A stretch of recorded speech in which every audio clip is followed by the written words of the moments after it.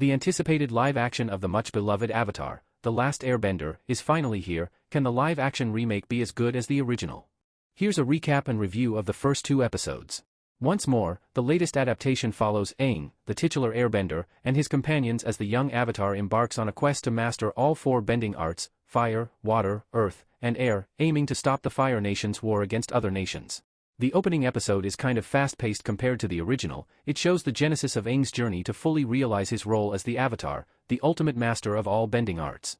It commences with an exposition of the Fire Nation's ambition to dominate the Avatar world, detailing their assault on the air nomads during a festival, with Aang as the sole survivor.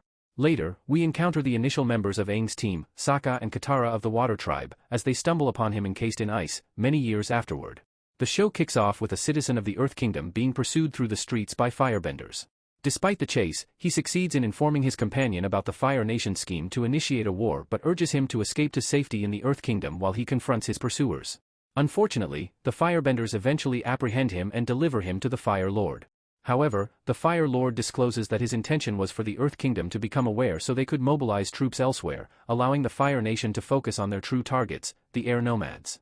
The Avatar, whose role is to maintain balance among the 4 nations, is not yet known to the world, but is destined to come from the air nomads.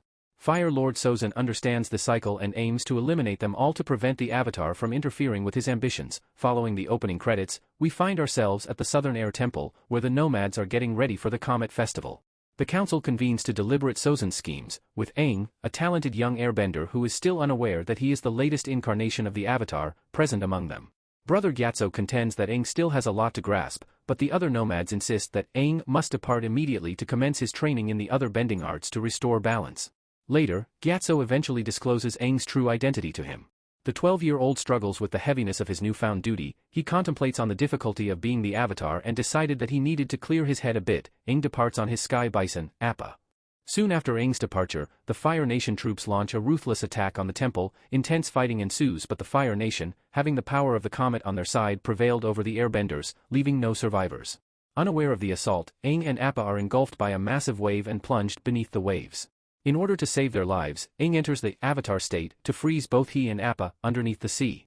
Our journey takes us to Wolf Cove, a village nestled within the Southern Water Tribe.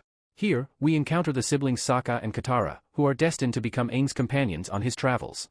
Following their father's departure for the war against the Fire Nation, teenage Sokka assumed leadership of the tribe, while Katara honed her waterbending skills in secrecy. Sokka and Katara embark on a boat to catch some fish, but their canoe is carried away by strong currents, leading them to stumble upon a massive iceberg. Katara tries waterbending, making the iceberg crack open, unleashing a powerful beam of energy into the sky, a signal observed by Prince Zuko, aboard a Fire Nation vessel in another part of the region. Banished from the nation by his father, Fire Lord Ozai, until he captures the Avatar, Zuko tenaciously pursues any clue hinting at the Avatar's location. It's revealed that the source of the energy was Aang, who had been trapped inside the iceberg.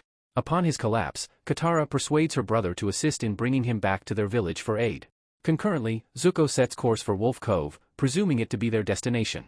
Upon regaining consciousness in the village, Aang receives the startling revelation from Katara and Sokka's grandmother, that he has been encased for a century and is now the sole surviving airbender. Additionally, he miraculously summons Appa back to his side, much to the astonishment of the villagers. Zuko's Fire Nation troops are sighted near the village, prompting Gran to deduce that Aang must be the Avatar, explaining their presence. Sokka, accusing Aang of cowardice for hiding when the world needed the Avatar most, begins preparations to defend the village. Katara, accompanied by other members of the tribe, takes Aang away to ensure his safety. As Zuko and his men reaches the village gates, he declares that he only seeks the Avatar and promises not to harm anyone if the tribe surrenders him. Despite Sokka's inclination to hand over Aang, Katara convinces him otherwise. Sokka then confronts Zuko on the ice, challenging him to a one-on-one duel. Zuko, having trained to face the Avatar, easily overpowers Sokka, demonstrating his superiority in combat. As Zuko moves to deliver a fatal blow to Sokka, Aang intervenes and repels the firebenders with the assistance of the villagers. In response, Zuko orders the village to be razed to the ground. However, Aang chooses to surrender on the condition that the Fire Nation spares the Water Tribe. On board Zuko's ship, Aang finds himself in a cell and engages in a conversation with Iroh, questioning the motives behind the Fire Nation's initiation of the war. Iroh explains that while some within their nation view expansion and domination as necessary, akin to the nature of fire, others believe that Fire Nation rule can bring stability to the world. Using his airbending abilities discreetly, Aang retrieves the keys to his cell from one of his guards and escapes. Plunging off the deck, he unfurls his staff, revealing makeshift wings, and attempts to flee. However, Zuko intercepts him with a fiery blast, causing Aang to plummet towards the ground below.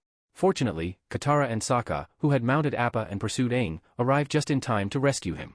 Sokka pulls Aang onto the sky bison, and as Zuko attempts another attack, Katara deflects it with her waterbending. On board Appa, Katara and Sokka turn to Aang for guidance, realizing that returning him to Wolf Cove would only invite further Fire Nation assaults. Aang decides to lead them back to the temple, which they discover in ruins. Overwhelmed with emotion upon seeing Gyatso's lifeless body, Aang's powers manifest uncontrollably, generating a powerful whirlwind around him. He doesn't know much about the powerful Avatar state.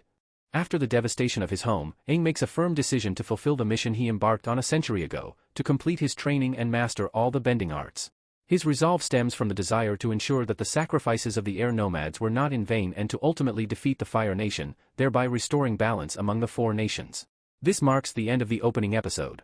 Episode 2. The second episode is thankfully more composed. While it maintains a brisk pace, occasionally to its disadvantage, it's less overwhelming than the Season 1 premiere because it prioritizes character development over extensive world building. It's especially important in reminding the audience that despite being elemental warriors destined to save the world, these characters are ultimately just children. The theme of sorrow, yearning, and anxiety is evident in various instances throughout the second episode. One such instance is Aang's enduring grief over the loss of Gyatso and the weight of responsibility he carries as the Avatar. Struggling with unintentional activations of the Avatar state and the inability to control it, he fears that his efforts to aid others could result in further harm in the immediate future. The central idea is predominantly conveyed through Kyoshi Island, which Aang, Sokka, and Katara visit in the aspiration of gaining valuable insight from a former Avatar. Following Kyoshi's demise, a community has flourished on the island dedicated to preserving her teachings. However, it remains isolated, intentionally secluded for its own safety. As a result, the inhabitants possess limited knowledge about the outside world. The issue arises from the limited time spent on the island, despite its bustling population. The group only engages meaningfully with two of the Kyoshi warriors, Suki, who shares Sokka's age and quickly develops romantic feelings for him, which he reciprocates, and her mother, the village leader. This limited interaction doesn't provide enough perspectives to fully explore the episode's underlying themes, although the effort is evident. Sokka receives combat training from Suki, often using it as an opportunity to flirt, while Aang entertains the locals with his airbending skills and engages in earnest discussions with Katara about the importance of mastering the other bending arts. Speaking of Katara, her waterbending skills progress well, thanks in part to the discovery of a scroll hidden by Gran among their belongings. This scroll contains the foundational lessons of waterbending, enabling her to commence formal training. The discovery of the scroll occurs when a winged lemur, subsequently named Momo by Aang, rummages through their belongings for food. Momo provides moments of lighthearted relief throughout the episode, a trend expected to continue throughout Season 1. In another location, Iroh and Zuko make a stop at a port where the local Fire Nation commander, Zhao, is stationed, hoping to covertly gather information about the Avatar's possible whereabouts. Zuko, displaying a sense of entitlement, barges into the commander's office and demands for maps and charts. Meanwhile, Iroh tries to smooth over the situation by suggesting they are tracing a particularly delectable type of squid. Zhao proves to be astute, quickly extracting information from the crew about Iroh and Zuko's inquiries. Upon hearing a rumor about a flying cow near Kyoshi Island, he sets off to capture the Avatar without informing Zuko and Iroh, who eventually realize they've been discovered and give chase. The problem lies in the brevity of these events, which unfold in approximately 5 minutes. We don't get a glimpse into Zhao's network or his skill in manipulation because he learns about the Avatar off-screen from seemingly the first person he questions. This lack of subtlety doesn't enhance the portrayal of Iroh and Zuko either, who should have been more cautious about their actions and anticipated Zhao's response. Unless the intention is to depict Iroh and Zuko as incompetent, which is a possibility, the execution falls short.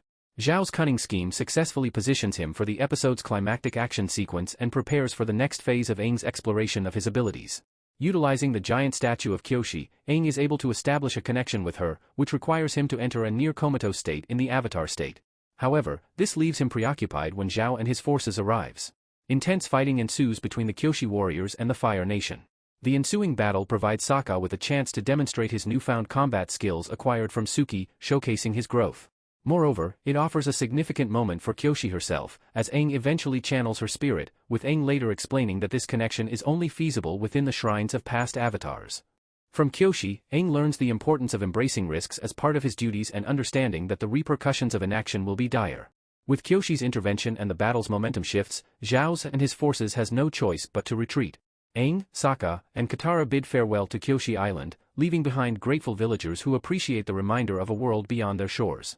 Now aware of his next destination, Aang resolves to journey to the northern water tribes, sensing that a significant event requiring his intervention is imminent. The prospect of what lies ahead piques his curiosity and promises further adventure. Elsewhere, in a coercive move, Zhao compels Zuko into a reluctant partnership, leveraging Zuko's need for secrecy regarding his knowledge of the Avatar. While Zhao assures Zuko of his discretion, he promptly betrays him by informing Fire Lord Ozai of the Avatar's return in a letter, prompting heightened vigilance among the Fire Nation ranks. This scene marks the end of the second episode. Thanks for watching.